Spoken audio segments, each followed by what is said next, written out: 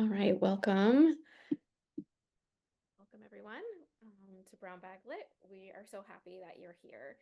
I am Shasta Grant. Chloe Miller and I founded Brown Bag Lit in January 2023.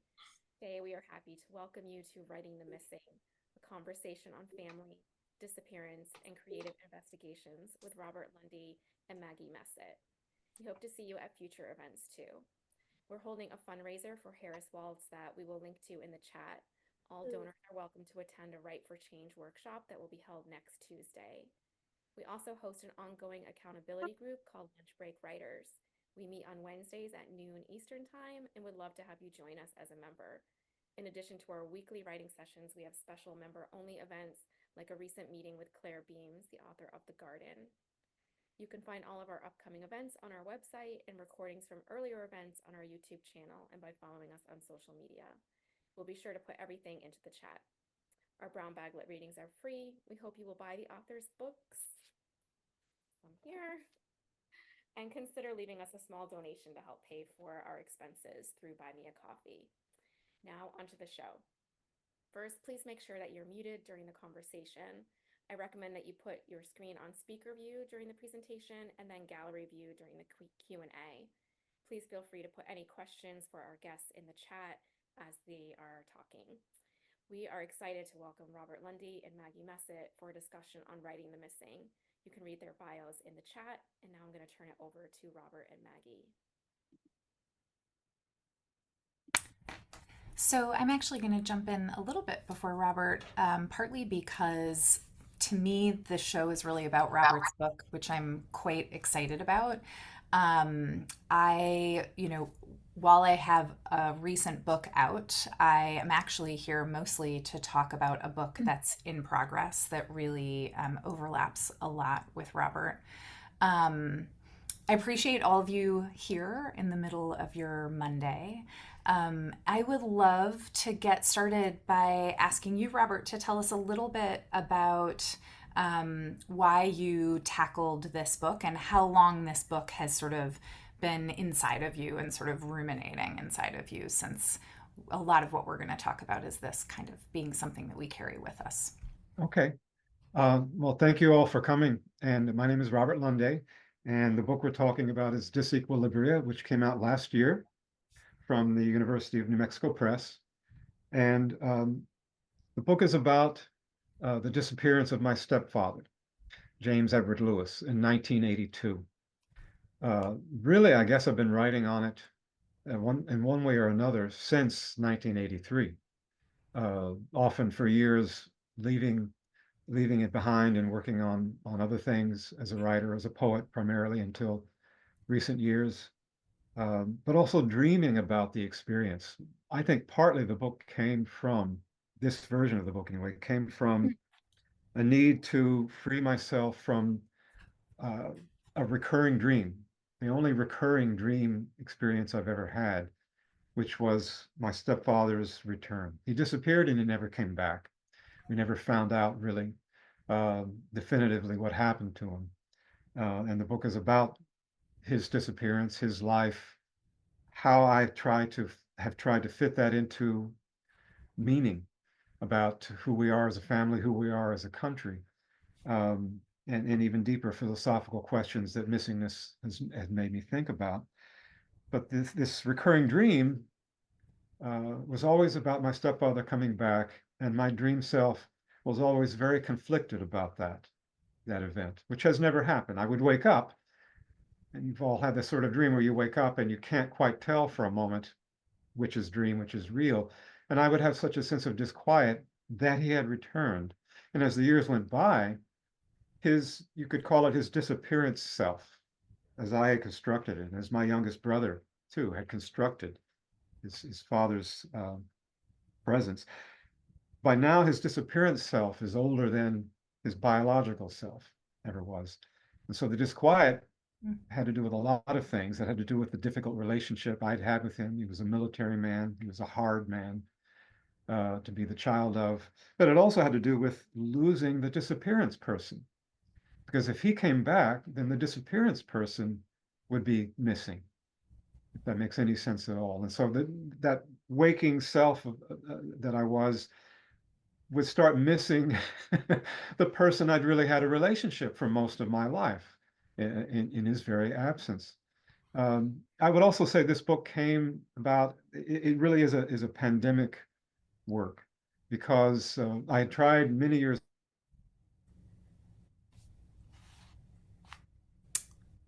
Oh no, we're going to hope that Robert comes back to us.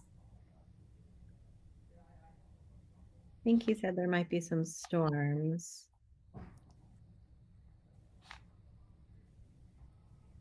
As we're waiting, Maggie, would you like to share a bit about your project? Yeah, so Robert and I have a lot of similarities. My aunt, my mother's, oh, there's Robert. Robert, we're Yes, going to let you finish your thought. You just paused a few seconds ago. Yeah, okay. Sorry. So the book came about partly from having that intense time of the pandemic that we all experienced. And, you know, one of the things that I think writers can understand is that you can get into something obsessively. Part of the problem I had with writing this book was the obsession to keep pursuing every trace, every thread of information or of significance, which would have been a book impossible to carry, never mind impossible to actually write and complete. So I forced myself to sit down with what I had. And yet, finishing it, one of the delights, as well as one of the anxieties I had, was that the book I wrote was just a beginning on another book that I think I need to write, that I'm thinking of as The Anatomy of Disappearance. There's already a book called that, so I can't call it that, but it would be like Robert Burton's Anatomy of Melancholy, as I imagine it. Again, an impossible book, a book that I probably can't and shouldn't write, but I'll go toward that impossibility and just see what happens with it. Robert, I have another question for you. I'm going to give everybody a little bit of context about the book that I've sort of gone in and out of writing for the last decade. Sure. I was living in South Africa for just shy of a decade when my mother's youngest sister went missing. And part of my return was because of that. At the time, working with a private investigator, trying to support my mother as a family, kind of asking questions of what next. But it was a story that no matter what I was writing at the time, I started writing my aunt into that story. And there were other books that I wanted to work on. And I come into the creative writing world from the literary journalism end of things, but I had never written about myself. So I'm really curious, Robert, because 10 years in, have rewritten the book 3 times in 3 entirely different ways. And I sort of had the pleasure of spending some time just looking at others that sort of came before us that had an aspect of missing in their family or someone close to them or someone that they really identified with. I really dove into literature to look at the ways in which people were writing about missingness or writing about someone who was missing, but that they also seemed to struggle with form, or you see threads of this obsessiveness in many things that they were writing. Some of the literature that I, dipped into that is pretty, obvious in some ways, sort of looking at Into the Wild, which I felt really a strong connection in terms of trying to trace someone's sort of journey and to understand someone's potential end. But I found other books that people might not think of as much, right? So My Dark Places by James Ellroy, James Ellroy talks about when he writes My Dark Places, which is structured really in an unusual way. In interviews, he admits that everything that he ever wrote was actually about his mother, who had died when he was young. And Maggie Nelson, wrote Jane, which less people know about. In the red parts. And the red parts, and then also The Art of Cruelty. It was like so many books that she continued to kind of come back to I think The Art of Cruelty is so far my question. favorite. Yeah. Exactly. And I found, I'll just sort of mention one last one because I think folks that are here I think this is sort of the canon that came before us, right, in terms of writing about the missing and struggling to figure out a way to write about it. Anne Carson's Knox, which, if you haven't heard of it, it's like the joy of carrying a box around with you as you're reading a book, because the whole And it book is a is box, really, right? it is a box, It right? accordions out. Exactly. And so, she found a really unusual structure to work with. And I think that that is sort of this interesting common thread that I'm seeing no matter what someone's field is, because I've looked beyond literature. I'm curious if you can talk to everybody about the different structures and that sort of artistic push and pull of figuring out what is this thing, and to talk to folks about the structure that you landed on and why that worked for you. Okay, and I think that's a very valuable point of discussion that could go on forever, but it's very interesting to me, and I like the way you put it, Maggie, because I think at this moment in time for creative writers, there are so many possibilities of form and of hybridity of form. And so that would be the first concept to put out is hybridity, which I think of as it can mean blending different genres, which Anne Carson, for example, does so well, blending different modes of nonfiction, which you do to a great extent. You're coming from this immersive journalism background. I, for most of my writing career, was a poet, but a poet who loved. My dissertation was a creative dissertation, but it had more research in it than the average academic dissertation, which is not something to be proud of necessarily, but that was the fact. My obsessions were in footnotes for poems, which can be maybe ridiculous, I don't know. But I evolved out of that, and nonfiction is exciting to me as an overall meta genre because, for me anyway, it seems easier to go into that kind of prose space and put many things together. Often what I'm thinking of is what I call the analogs. So I love to read about things like architecture. One of these long poems I did was about the image, about pre-cinema, or the history of how humans arrived at the point where they could make pictures move. And I did that for years and years. The previous book I had called Gnome is 20 years of reading about physiognomy and the face. And I have just stacks and stacks of reading that came down to one little book. And it's in a hybrid form. It's a prose poem essay, I guess you could call it. But Disequilibria, I wanted it to be more of a memoir. But then I thought, okay, I want this really to be a tool that allows me to explore the meaning of my own family situation and my personal approach to this one missing man that has never been resolved, not even really emotionally, never mind in terms of where he actually is, whatever happened to him. And that came partly from using the resources that by that point in my life I had as a literary critic, a literary scholar, for example. So I read many novels, poems, memoirs that had to do with missing persons. And part of what I do in Disequilibria is try to find the patterns of missingness, as I think of them, like the search or the sighting, or the missing persons report, um, or the different ways that people are found. Most missing persons are found alive or dead. It's only a relative few who are never found, like my stepfather. Your aunt was found, but she was found dead.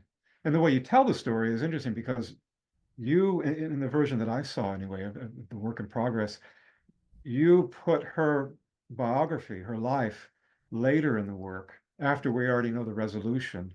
And I think that's interesting because then at that higher level, it's looking not just for the missing body, but looking for that person in their own life as well as in, you know, out in the geographical spaces of the world.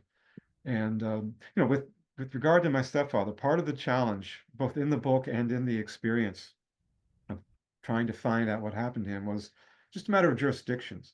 And I think of, say, jurisdiction as a police detective would see it as having an analogical relationship to how I, as a writer, would approach these issues of hybridity or form or even genre. What is my jurisdiction as a creative writer to handle this theme? that became a problem at some point in the writing of the book, because when I did start reaching out into other forms of disappearance, enforced disappearance, as in Argentina, Sri Lanka, Syria, really dozens of countries in the world, I felt myself becoming smaller because I didn't feel morally or politically ready to write about those experiences. And that's where I'm trying to go in this next book, to really have the moral authority to at least say something about them. But even with my stepfather's experience, he drove away from the house one day, October 3rd, 1982, saying he was going on a trip for a few days to see about a job as a pilot. And he never came back. Now, over the years, as we discovered bits and pieces of things, we realized that the jurisdiction was not just our neighborhood, that one road, that the only road that went out of the neighborhood, but then it branched out into many more roads and an infinite number of roads, past the county line, past the state line, perhaps, maybe beyond national boundaries. And so who has jurisdiction in the legal sense? Well, nobody. They have Interpol in some parts of the world, but there was really no one who could say, yeah, we can go find him. That can be true even if they never get more than, say, 20 feet from their front door. People get lost in brambles in their own neighborhood. I've read of such cases. So that issue of jurisdiction, part of what I do then as a writer, I take that as a literal concept and I try to turn it into a rhetorical concept, or something that is about the imagination. So a lot of the things that I have in the book that structure the book are what I call these tropes that often are borrowed from social sciences or law enforcement or forensic anthropology, or even from true crime. You mentioned Elroy. I'm trying to study how both traditionally and more recently writers have written true crime, but also written detective fiction. I talk about Dashiell Hammett, for example, in Disequilibria. But what I'm finding, for example, is that women writers in particular are rejuvenating true crime and detective fiction. Meg Abbott is one writer I'll mention, where they're making it, you could say that it's feminist, but that would mainly be in the sense that it's looking at the victimhood of women in a different way.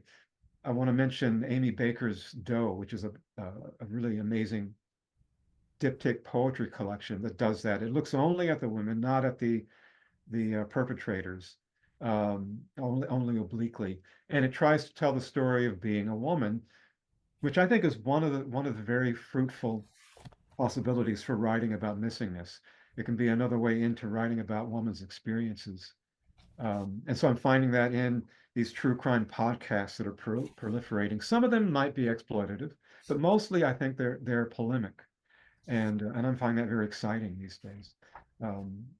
So I kind of went beyond your question, but No, that's great.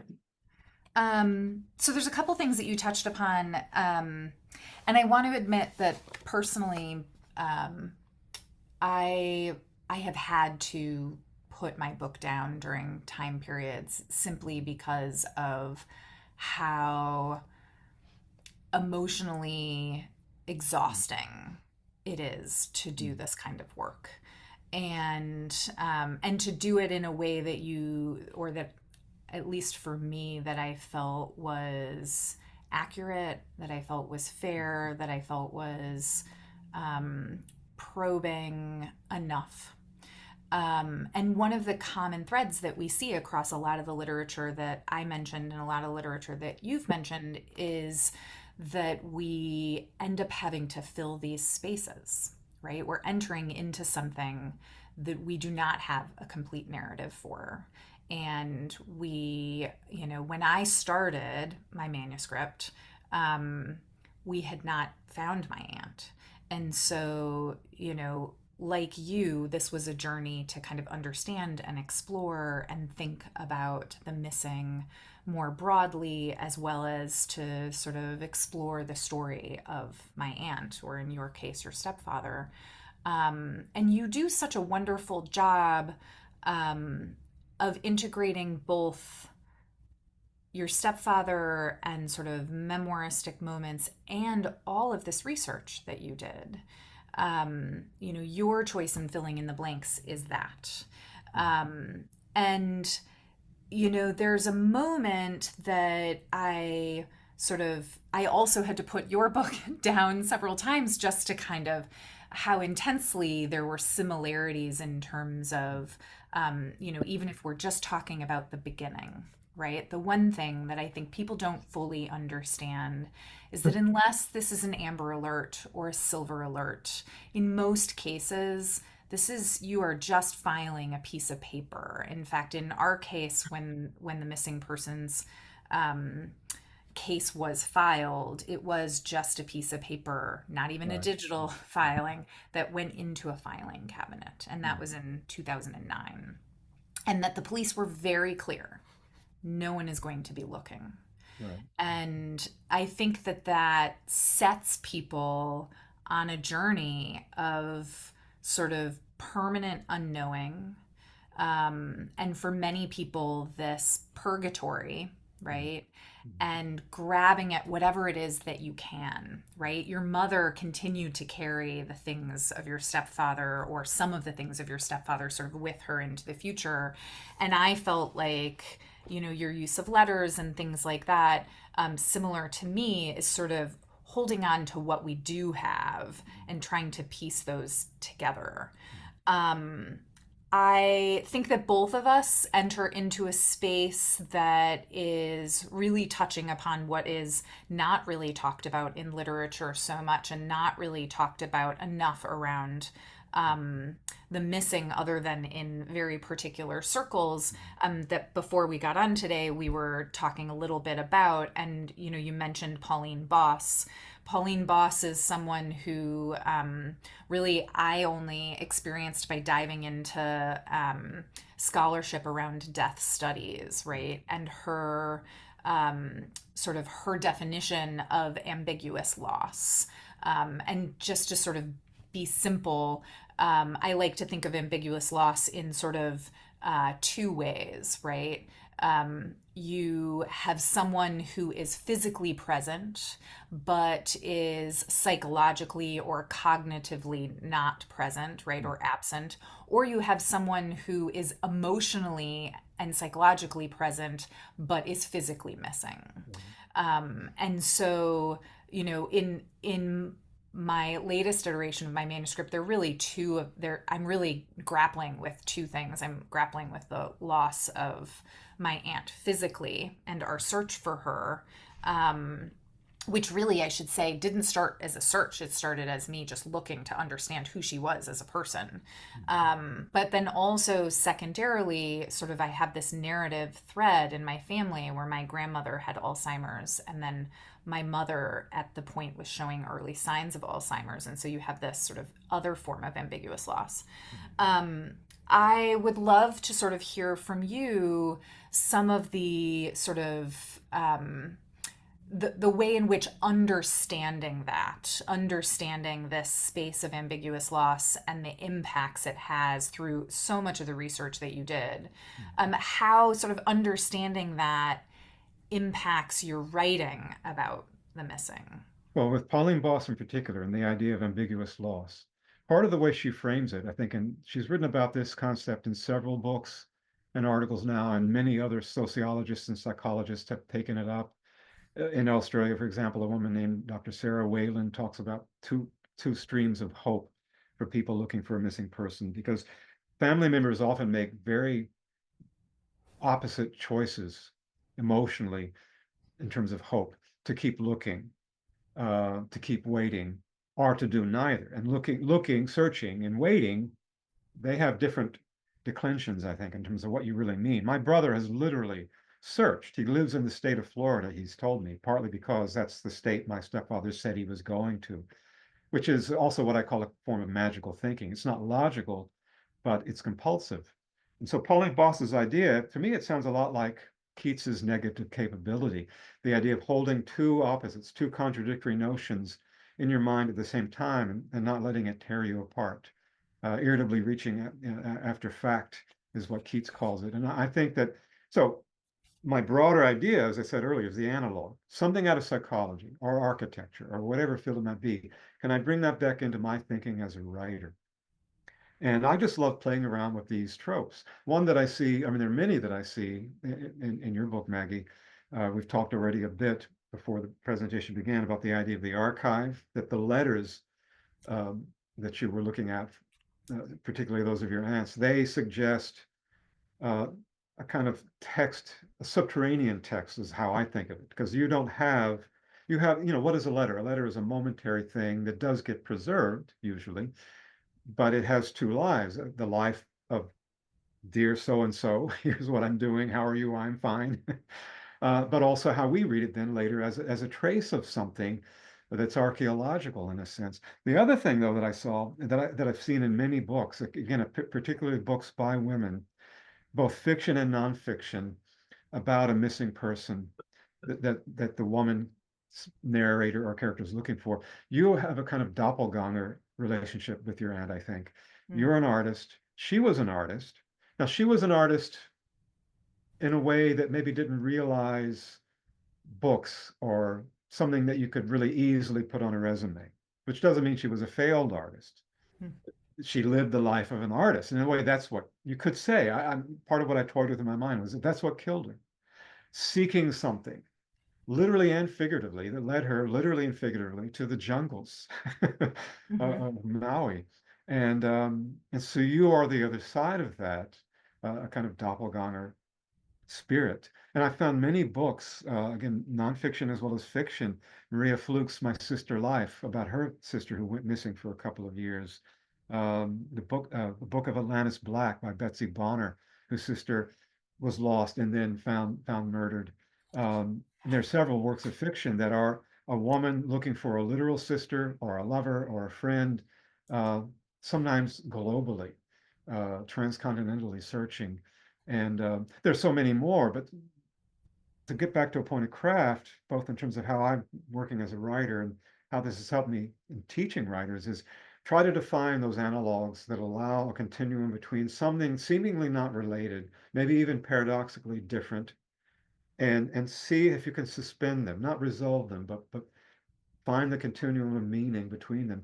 So to get back to Pauline Boss and that kind of thinking, for me, writing this book, I don't know that I could say that it resolved my feelings about my stepfather, his life, or his missingness.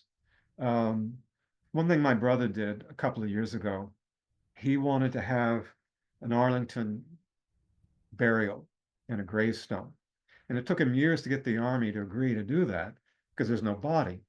There is my mother did have his death declared 10 years after he went missing, so there was an official death declaration. But we all went there for this elaborate ceremony.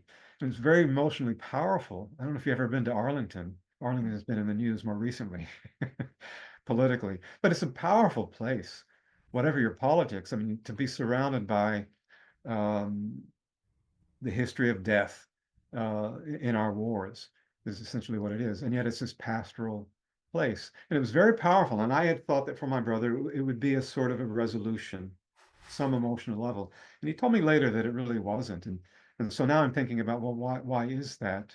Because I felt it was. He didn't. He's still insisting on the search, I think. And so that would be his choice. But Sarah Wayland talks about others who somebody in the family might say, no, I'm done. I'm not doing it. And it's not that they stop loving that person. They have to, part of what Wayland calls it is you have to hope for yourself. The two streams of hope would be for that person who's missing, but also for yourself. And either is okay, and they can go together or they can not go together. Yeah, I mean, out of sort of ambiguous loss, I think some of the, getting into the clinical end of things, understanding how the therapeutic approach to this, the sort of narrative therapy, helping people figure out ways to, in many cases, fictionalize the wholes in order to come to a conclusion that feels okay with them to just sort of carry with them. I would argue that when we're working on these books or whatever form an artist is taking to sort of parse through the missingness for them, I would argue it's our own version of sort of narrative therapy. We are seeking for some some whole narrative arc to fill in these spaces that we may never know. Yeah. And, you know, Krakauer, just to kind of go back to you talking about sort of the Oh, Into the Wild, you doppelganger mean? side of things, Yeah. right? You have a brief mention of Into the Wild. Yeah, I mean, I think Krakauer's experience with this is very interesting because you are right in a lot, especially a lot of narratives around missingness and women, whether or ambiguous loss and women. I think that, Krakauer is an interesting one because he illustrates, in interviews outside of Into the Wild, the motivation for him was that he saw the notification that McCandless had died.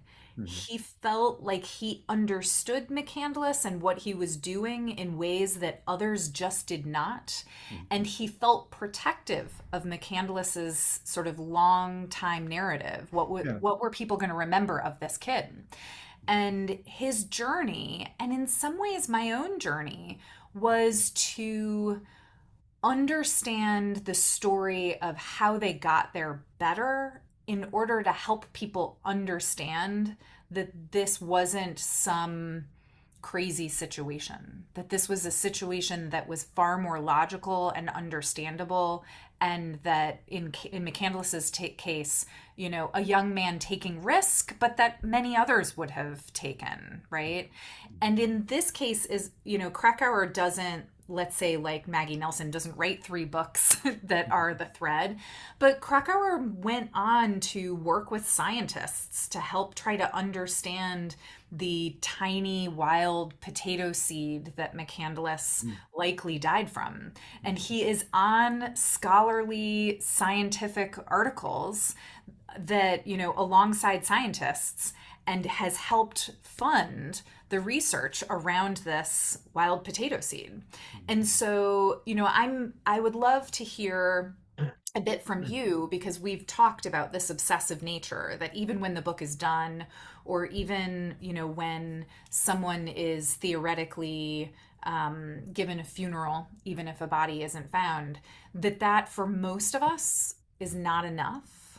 Yeah. We are sort of tied to whatever this story is or elements of the story that we just continue to work on or continue to serve inside that space, whether it's literary or not.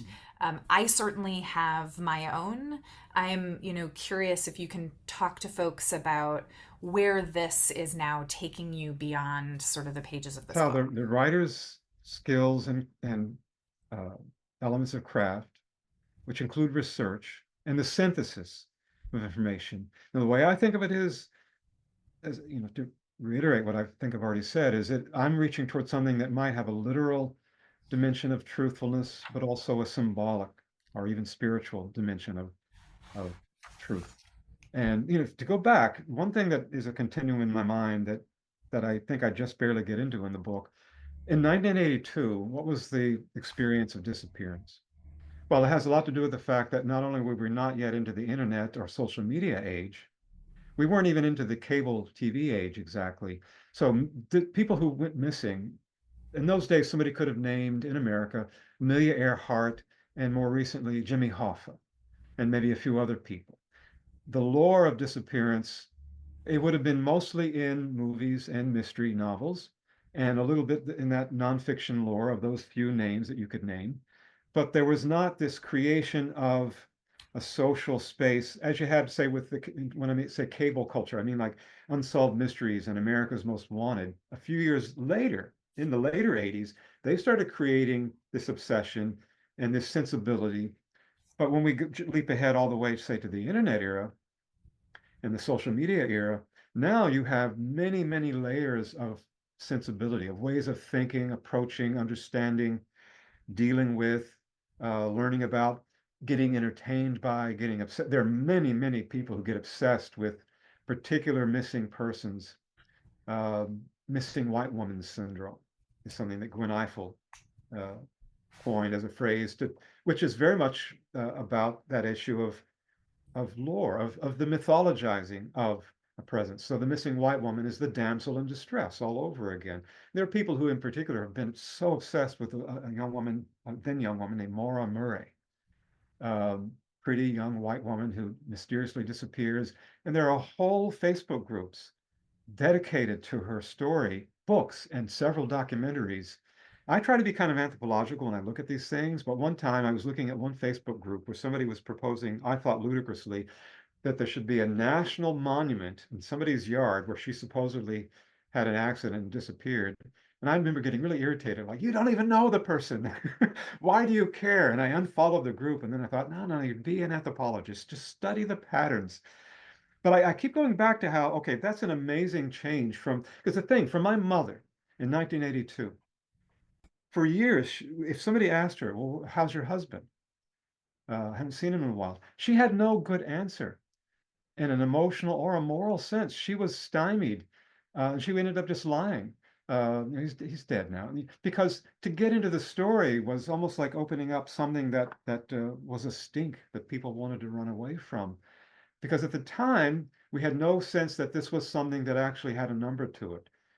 From that point into the mid 90s, in America alone, there was close to 1 million missing persons cases. It's gone down again, and now it's creeping up again. I've noticed. Um, so there were tens of thousands of people who had gone missing, but we had no way of creating a community of such people. Now there are many organizations. Often what happens is somebody has a missing child. It's often a child. And in the countries with enforced disappearance, it can be a missing husband or son or daughter. And they start at the family level and they create communal grassroots groups that have now become quite large. So the systems that exist now are incredible, and yet people still go missing. But I suppose I'm just interested in um, how, back to the idea of how writing is something that is, you could call it therapeutic. I think that's part of it, but also just a way to kind of sustain your sense of meaning. You talked about it as the narrative, and you're trying to save that narrative of Christopher McCandless's narrative. That's where he is now. He's in his story. And I would then just say, yeah, but as long as we deepen that in some Jungian sense, that he is this person on a quest, not limited to that. Um, we don't have to relegate him only to myth. And I think part of the way forward in that is how that's not only a man's story. That's very much it's the story of your Aunt Debbie, for example.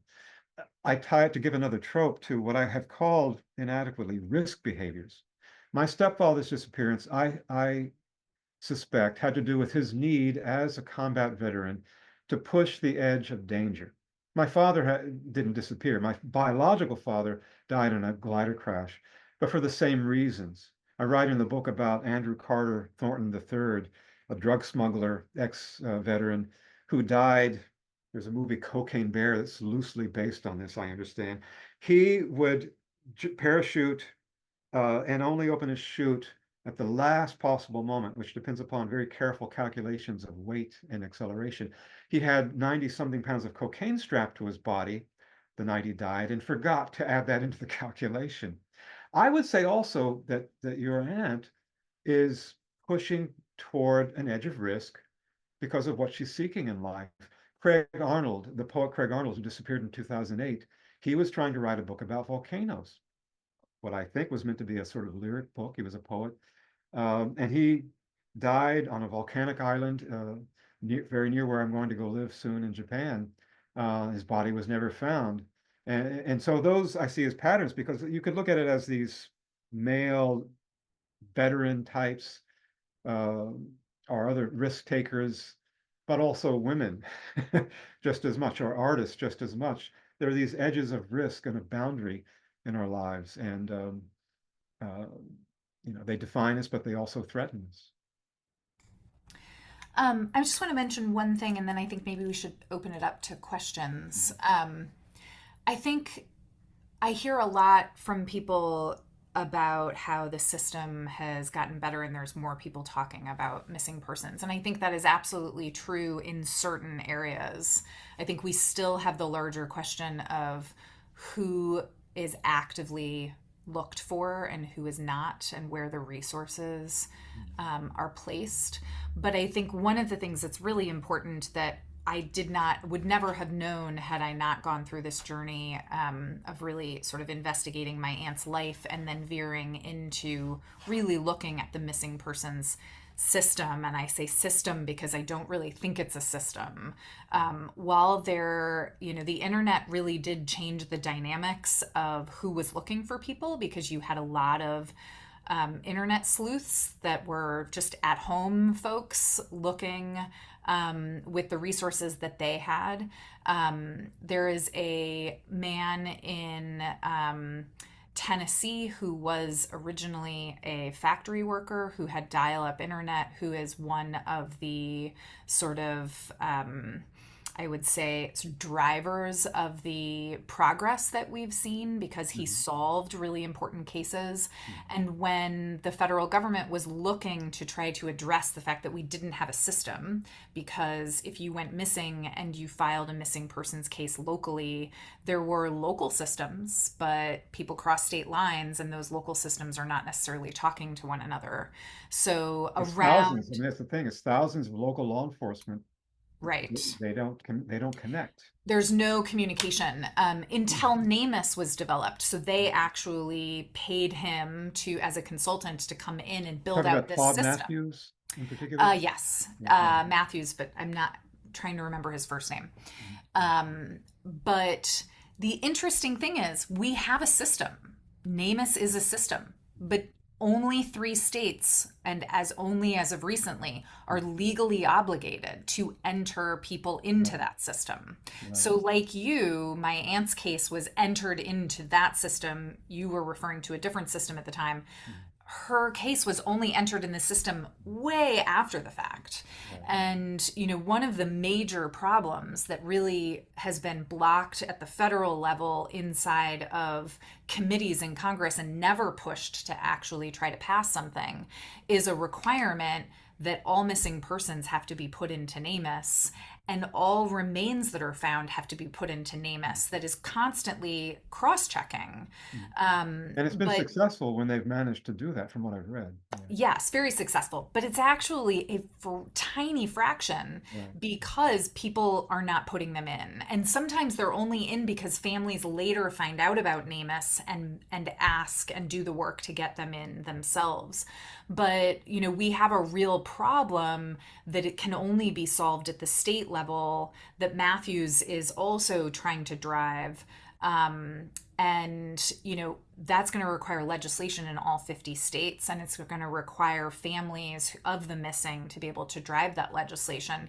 And only then will we actually have a system, because we don't really have a system. We have an immediate response system like the silver alerts and the amber alerts, but we don't have a system to really work. I've looked a bit at what other countries do, and a lot of it has to do with political structures. The UK, for example, has more of a centralized system where geographers, for example, have done research that directly assists law enforcement in terms of patterns of missingness that allow them to track and find people in ways that are much harder to do here, just because of the political systems that we have that are, that is federal. You're right. There's something beautiful about the idea of NamUs, I think, because it really is about bringing people home. And that idea of the missing people and the unidentified remains, that they can be brought together. And actually Todd Matthews, he left that behind, but also he died, I think, just earlier this year.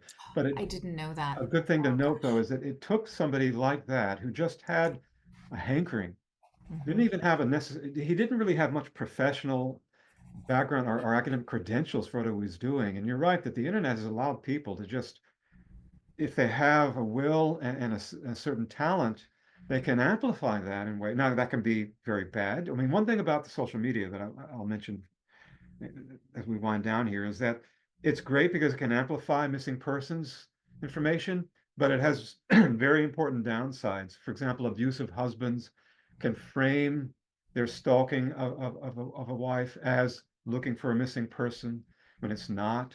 There are all kinds of other ways that this can lead to fraudulent and dangerous actions So it's powerful, but it's also powerfully dangerous. This new kind of technological power that we have. All of this is really fascinating to me, um, and playing out, as we speak. So I'm really just curious to um, see how this continues. And I keep looking in globally, because everywhere you look in the world, there are similarities and yet differences. One thing about Japan, where I'm going, about missing persons, is they have very strict privacy laws. And so people will go missing. They're moving companies that will come in the night and take you away. It could be, for example, an abused wife, or it could be a shamed husband who doesn't want to admit to his failures in the workplace. And they can go, you can even stay in Tokyo and be missing in certain sort of day laborer sections of Tokyo, or it can be a couple hours away in the same island in Japan, but the privacy laws allow you to stay missing if that's what you choose. But there's also this ancient attitude that goes back into Japanese myth and folklore, that someone would wander into the mountains, and a spirit, one of the 8 million gods, might spirit you away and maybe return you. And this was a form of coping, I thought, or at least I wondered if it was, because it was one of the gods. You couldn't contest it. You couldn't really go far and wide searching for someone, because it was fate. It was the god's way. Kamikakushi, it was called. And so for me, you can't translate that so easily to another culture, but you can set up a continuum and say, well, how are we then similar? How are we perhaps different in the ways we imagine what this experience is and how to deal with it? Do we I want guess to take some are we getting near questions? where we should open it up a bit more? Yeah, I think we should take some questions. Chloe or Shasta, do you want to? I haven't seen any questions in the chat. I've been trying to keep up with all of your many recommendations for readings and Iris things. looks like she has a question. Okay. We just need you to unmute, Iris.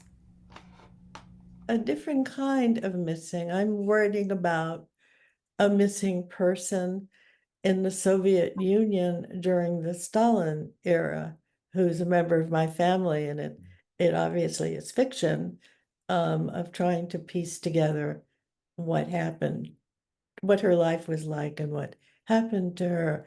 So there's another kind of missing, and you see this, I think, people talking about China, the minority people, their children are missing.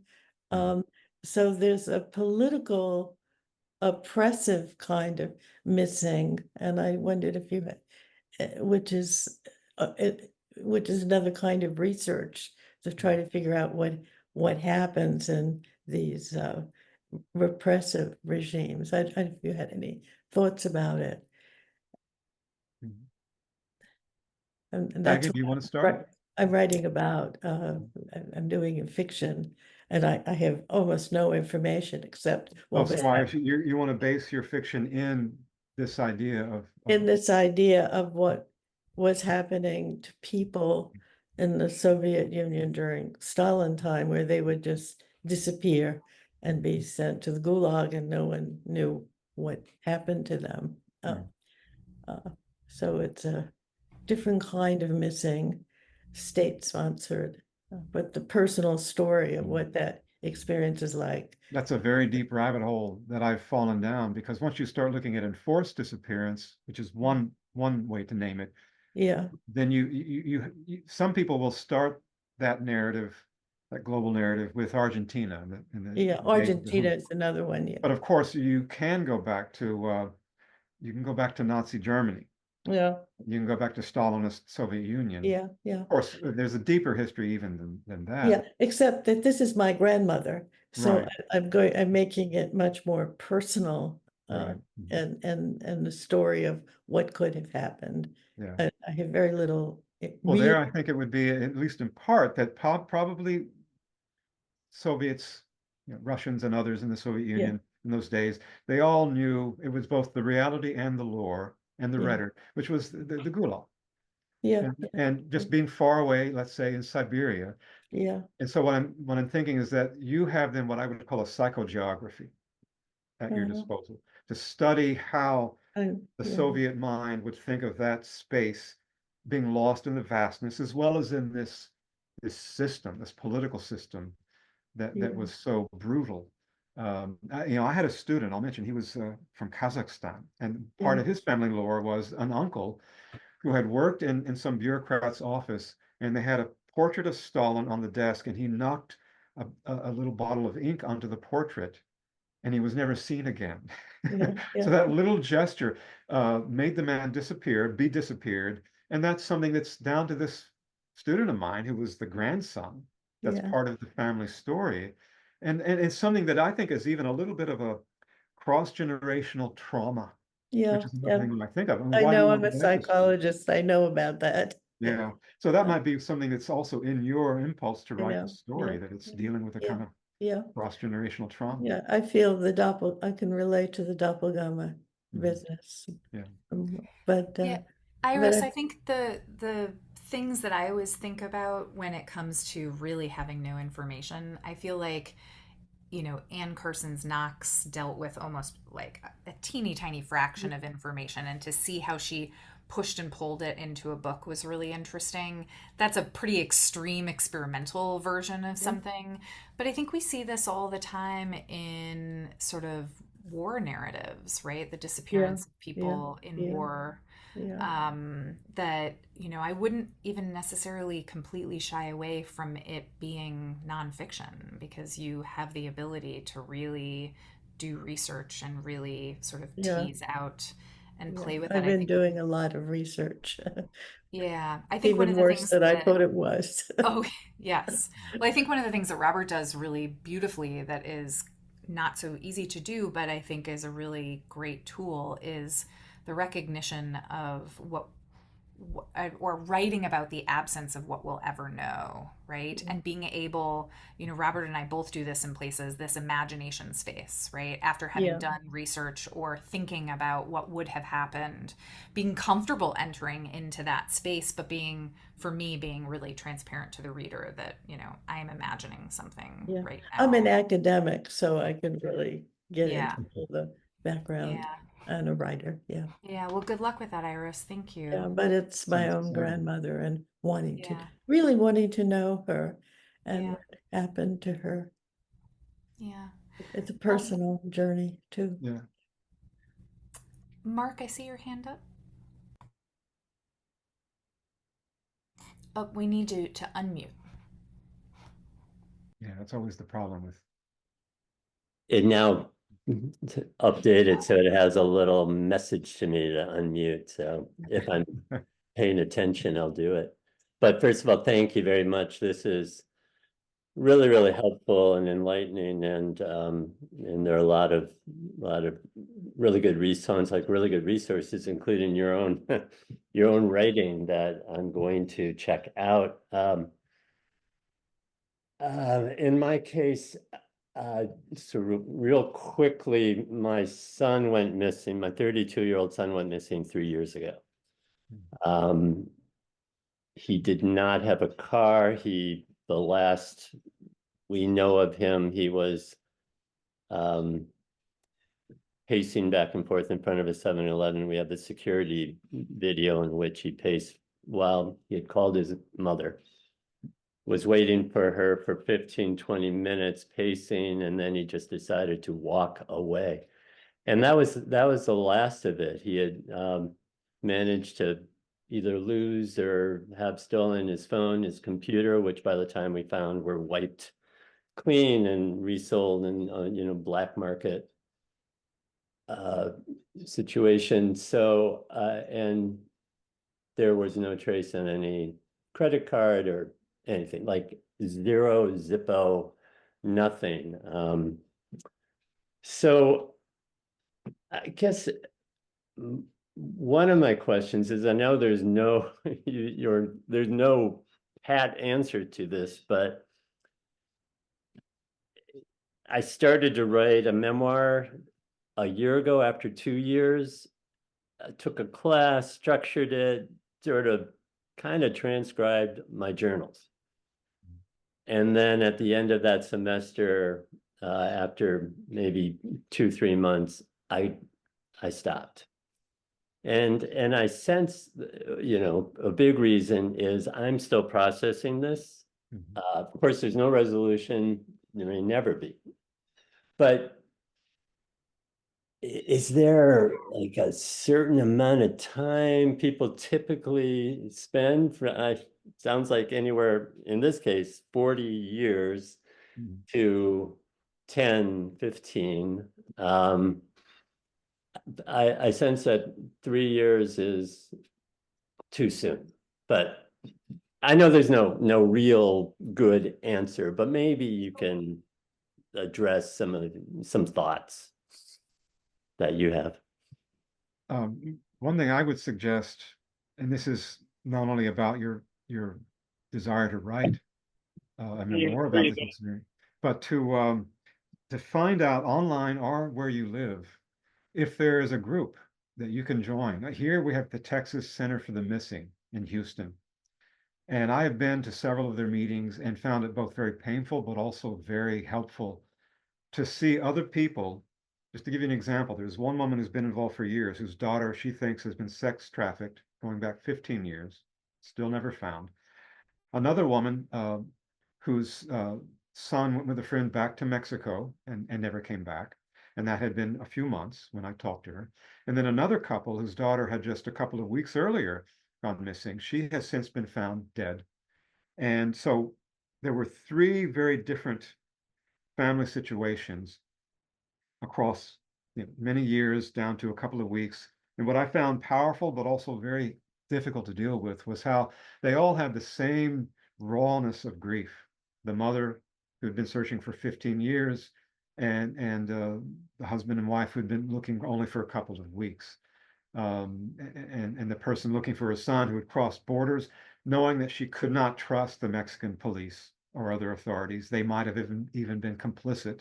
That's just, again, part of the framework. The paradigm for her would be, see, here in the States, it might be, oh, we can't depend on them. They didn't do the right thing. But we still, more or less, for that kind of thing, I would say, believe in the system. In Mexico, no, because right away your first thought is going to be, no, the army or the police were involved in the disappearance. And so you've got no recourse except yourself and these grassroots groups. So one thing is just to see if there is online, or preferably in your town, if there's a group of people who have this experience. Because I would say also some of them are writing about it or could write about it. And the other thing is, the other sort of group is to go and read. I've got a bibliography on my website that is divided into memoirs, other nonfiction works, fiction, poetry, even drama that has to do with missing persons. And to read, looking for patterns that help you understand the experience, but also how you've been relating to it. You mentioned that you just stopped, you couldn't continue.